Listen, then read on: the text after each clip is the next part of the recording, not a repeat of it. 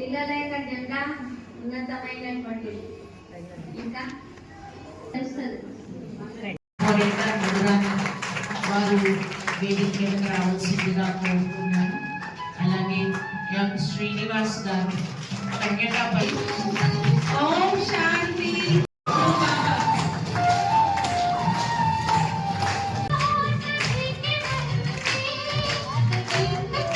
ఖాళీగా ఉన్నారు వీళ్ళందరూ.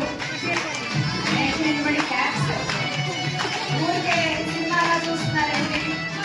ముద్రిక కుమారులు ఏజీ నిలబడినా చాలు. గౌరవంగా నిలబడి దోషాన్ని గ్రహించండి. బాబా చూస్తున్నారు.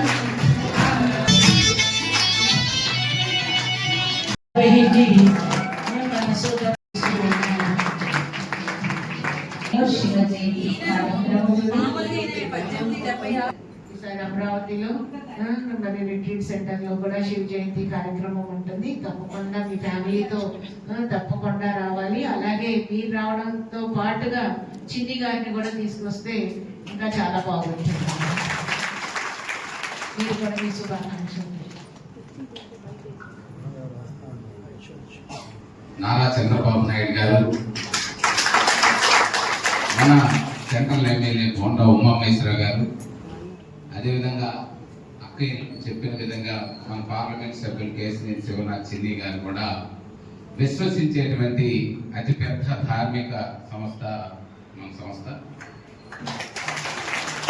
నేను కార్పొరేటర్గా 2014లో గెలిచిన తర్వాత 15లో జరిగిన శివరాత్రికి అక్కయ్యలందరూ కూడా సీతారాంపురం నన్ను బోండా ఉమామహేశ్వర గారు మన శాసనసభ్యులు ఇద్దరిని ఆహ్వానించారు.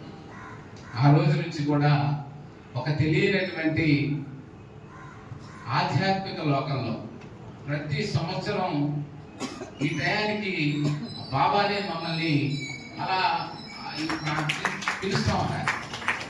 అంటే మనం ఊరికే దీంట్లో కూర్చోలేదు. ఇందాక అక్కయ్య చెప్పినట్టు మన ఆత్మ ఎప్పుడూ కూడా ఇవన్నీ మనకి డిక్టేట్ చేసి ఈ భూమి మీదకి వచ్చాము.